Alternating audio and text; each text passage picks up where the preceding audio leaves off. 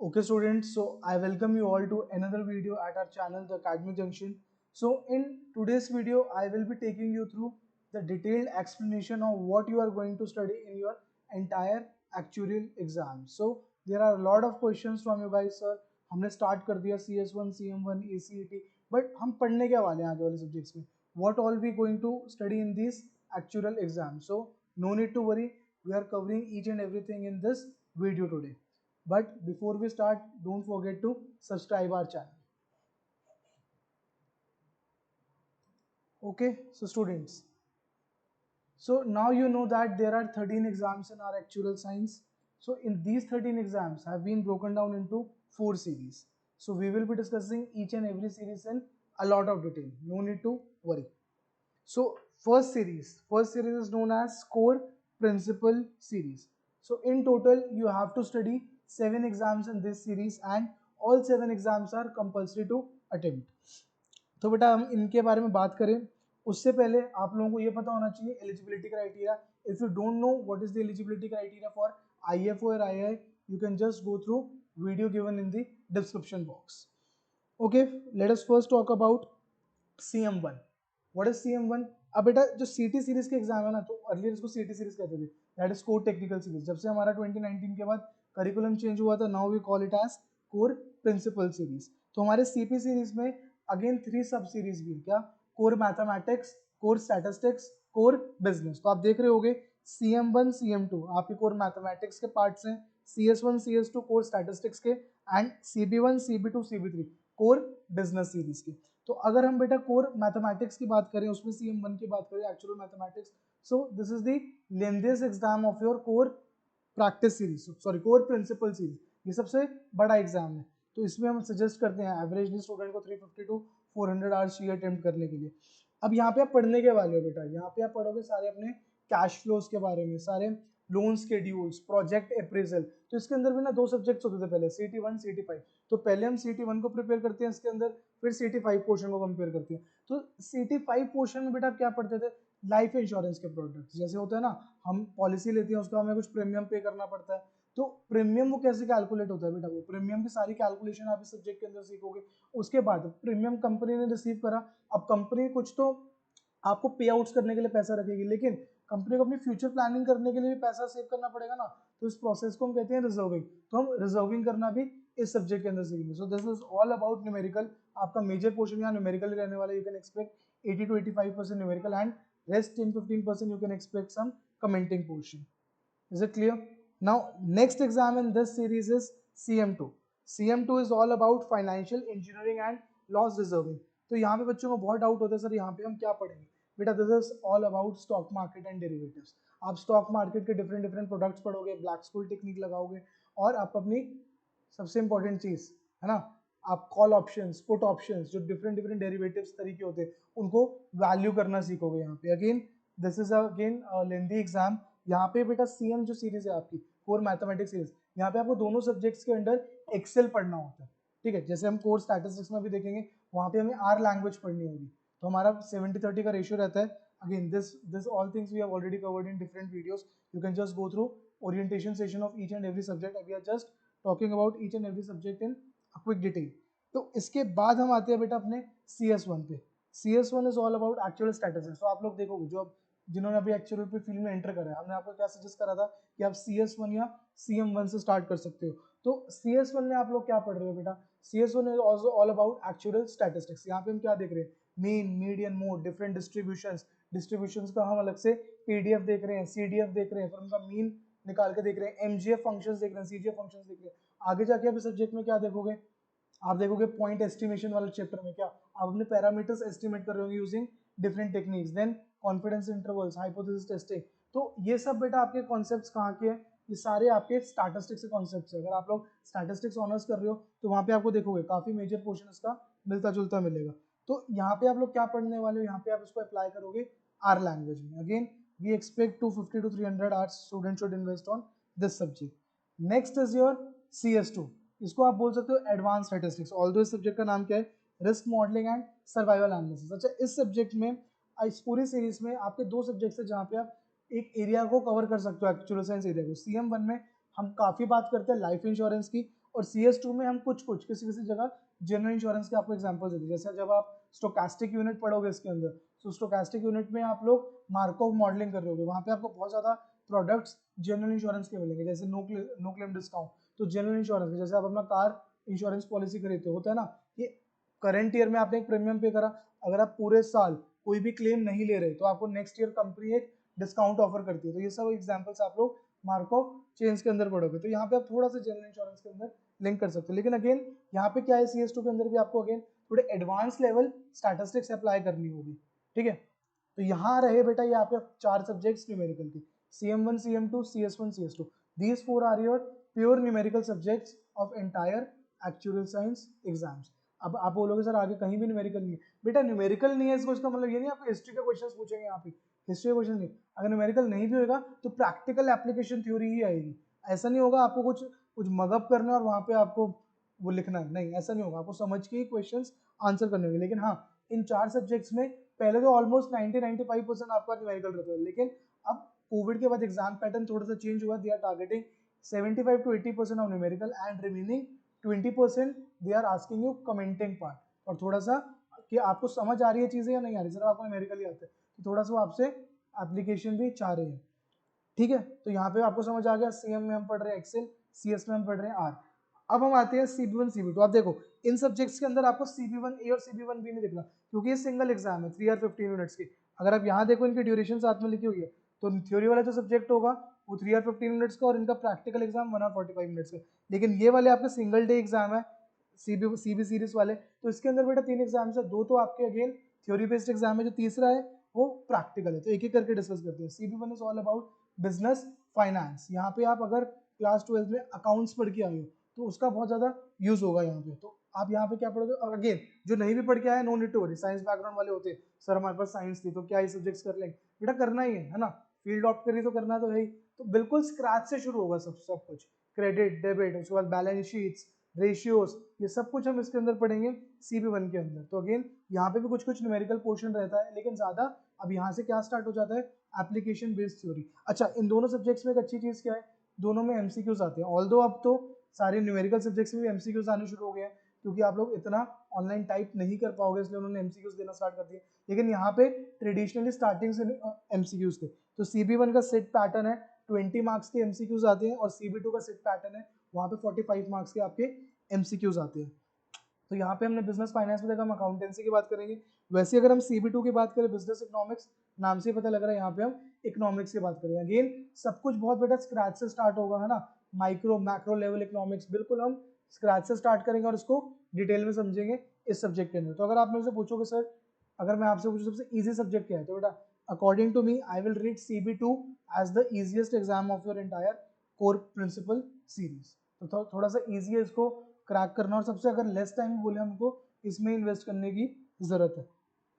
Last exam पे आते हैं बेटा CB3 बिजनेस अवेयरनेस। तो ये सबसे इजी एग्जाम है, ठीक है, मैं इसको एग्जाम काउंट भी नहीं करता। करना क्या होगा, आपको एक बिजनेस गेम आएगी, उसको सॉल्व करना होगा, कुछ असाइनमेंट सबमिट करने हैं, और आपको एग्जाम डे पे एक नॉर्मल MCQ टाइप एग्जाम आएगा, और उसको फिल करके आपका एग्जाम ये क्लियर हो जाएगा। No need to worry about it. Also target this exam when you get employed. Why? क्योंकि आपको पता होगा एक्चुअल एग्जाम्स में, एक्चुअल करियर में आपको हर पेपर के बाद इंक्रीमेंट मिलता है। तो इस एग्जाम को आप जॉब के साथ क्लियर करो, ताकि आपको विद जॉब इंक्रीमेंट भी मिले इसका। Getting it? तो ये बेटा बात हुई core principle series, 7 exams, all compulsory to clear. Next we will talk about core practice series. In this there are 3 exams again, but before I should talk about this, let us first talk about our next series.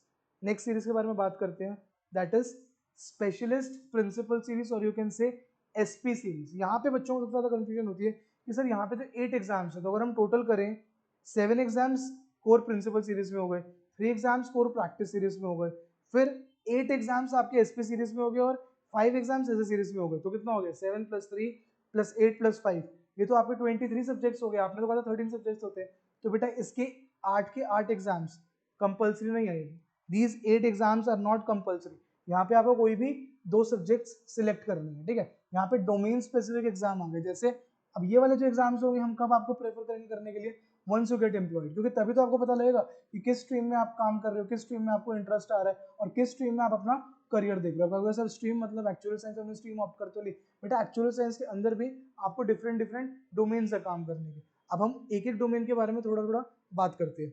तो पहली domain क्या है, health and care, that is SP1। तो यहाँ पे आप कैसे समझ सकते हो, मेडिकल इंश्योरेंस करवाते हैं हम, ठीक है ना, मेडिक्लेम जहाँ से मिलते हैं ना, तो कैसे करते हैं, हमने एक प्रीमियम पे करा कंपनी को, कंपनी हमें मेडिकल इंश्योरेंस पॉलिसी दे देती है। उसमें क्या होता है, जैसे हम इल होंगे, हमारा कोई एक्सीडेंट होता है, ये सब कवरेजेस इसके अंदर रहती है। तो उसका प्रीमियम कैलकुलेशन, एजम्पशन सेटिंग, फिर रिजर्विंग इसकी, ये सारी कैलकुलेशन कौन करता है बेटा, हेल्थ एक्चुअरी। तो ये एक डोमेन हो गई हमारी एक्चुअल साइंस की। नेक्स्ट आते हैं हम लाइफ इंश्योरेंस, SP2। ये तो सबको पता होगा है ना, लाइफ इंश्योरेंस। अभी हमने CM1 में भी बात करी थी, कौन से कुछ कुछ प्रोडक्ट्स होते हैं, जैसे मान लो टर्म इंश्योरेंस प्रोडक्ट है। टर्म इंश्योरेंस क्या करते हैं, आप कंपनी को प्रीमियम पे करते हो, कंपनी कहती है अगर आपकी डेथ इस पर्टिकुलर टर्म में होगी, फॉर एग्जांपल 20 ईयर्स, अगर 20 ईयर्स में अगर आपकी डेथ होती है तो we will provide you some assured that can be 1 crore 2 crore, depends on the premium and company to company. तो ये सारी कैलकुलेशंस नहीं पड़ेगी हम इसके अंदर। अब इसके अंदर हम उसकी एप्लीकेशन बेस्ड थ्योरी पढ़ेंगे। जैसे मैंने आपको एग्जांपल दिया था, एक नई लाइफ इंश्योरेंस कंपनी आई है, उसको अपना बिजनेस सेटअप करना है हमारी कंट्री में, तो उसको क्या क्या देखना पड़ेगा, क्या क्या डेटा चाहिए, क्या क्या assumptions चाहिए। तो this type of practical example questions can be come in this exam. अगेन सिर्फ ये नहीं है, बहुत कुछ है, I have just taken an example. Next we will talk about pensions and other benefits. तो ये भी आप रिलेट कर सकते हो, जैसे हम देखते हैं ना हमारे घर में ग्रैंड पेरेंट्स होते हैं, अगर उनकी कोई गवर्नमेंट जॉब होती है तो 60 के बाद वो रिटायर्ड हो जाती है, रिटायरमेंट के बाद उनको क्या मिलती है, पेंशन मिलती है। तो ऐसा नहीं होता कि कोई फ्री का पैसा कंपनी दे रही है, जब हमने कंपनी को सर्व करा होता है तो उस कंपनी को सर्व करते टाइम हमारा कुछ पोर्शन सैलरी का इस पेंशन के अंदर आता रहता है, पेंशन फंड के अंदर, और जब हमारी रिटायरमेंट होती है कंपनी उसी पेंशन फंड से हमें पैसा दे रही होती है। तो ये सारी कैलकुलेशंस कौन करता है, आपका बेटा पेंशन एक्चुअली।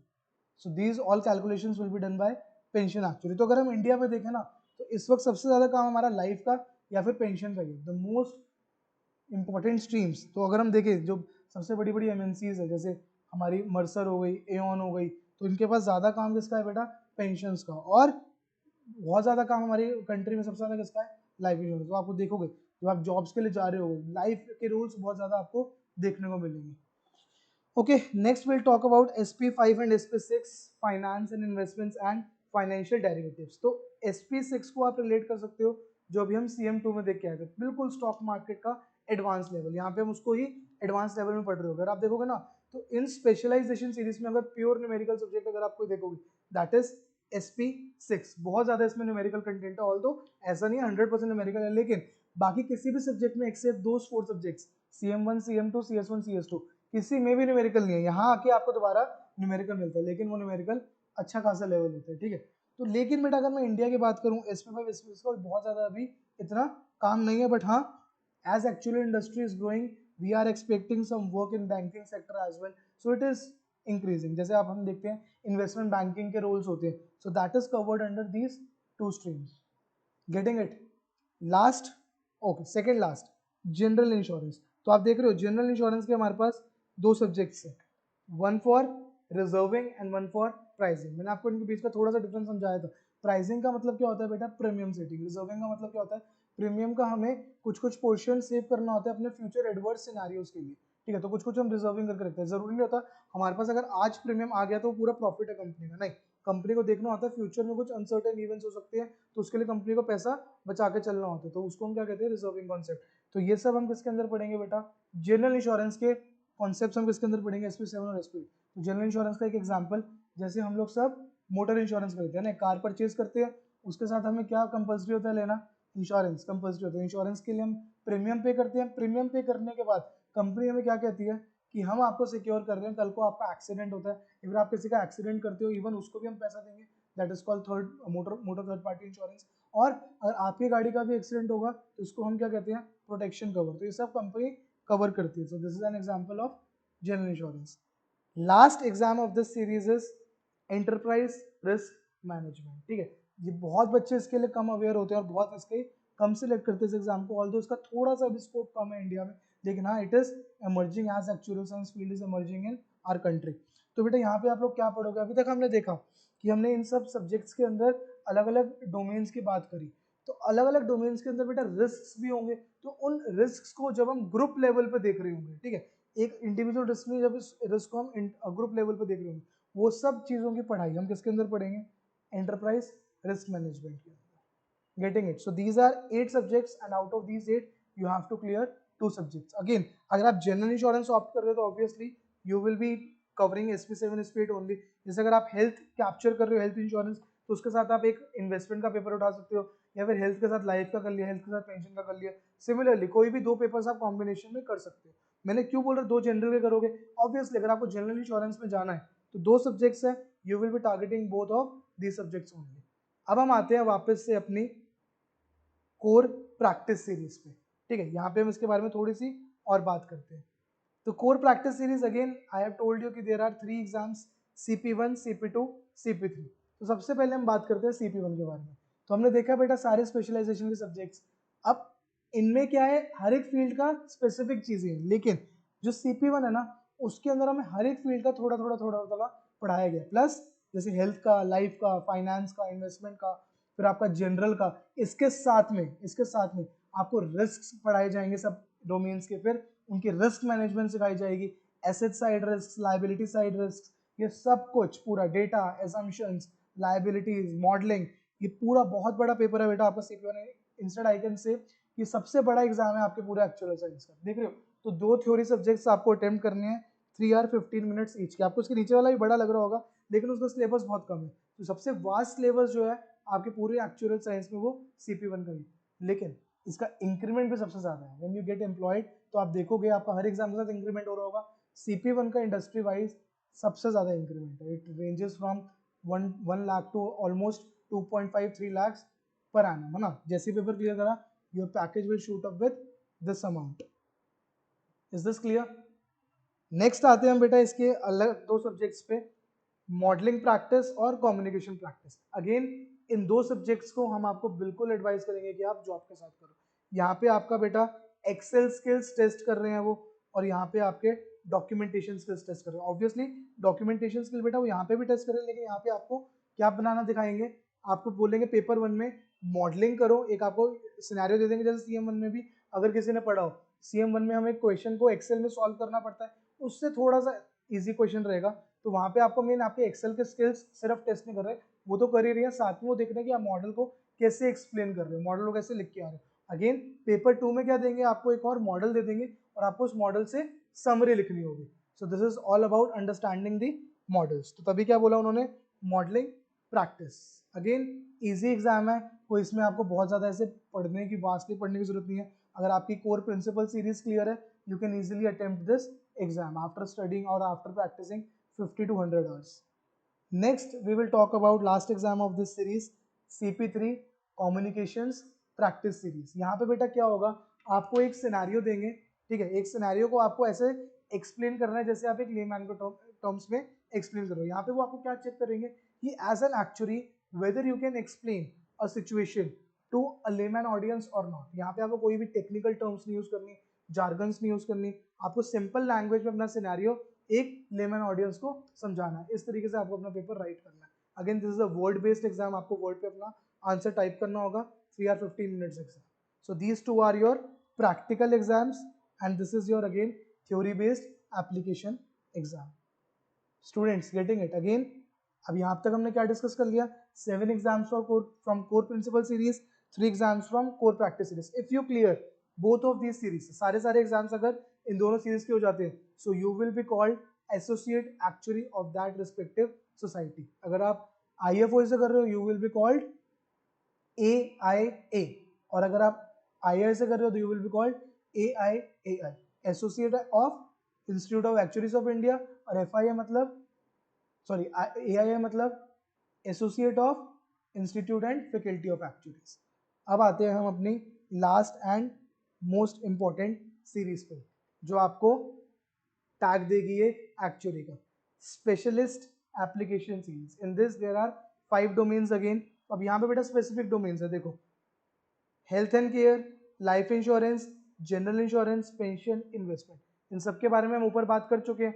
अब आपको मान लो वहां पे आपने चूज करा हेल्थ और इन्वेस्टमेंट का पेपर, लेकिन यहाँ पे आपको सिर्फ एक एग्जाम चूज करना है जिसके आप एक्चुअली कहलाओगे। जैसे मान लो अगर आप हेल्थ एग्जाम चूज करते हो, you have cleared SA1 after clearing 12 exams, आपका 13th एग्जाम आप S1 क्लियर करते हो, so you will be called an health actually. Obviously आपको कुछ एक्सपीरियंस गेन करना पड़ेगा उस रिस्पेक्टिव डोमेन में, बट आप जो एग्जाम ये क्लियर करोगे आप उसी डोमेन के स्पेशलिस्ट बनोगे और आगे जाके आप उसकी साइनिंग अथॉरिटी ले सकते हो।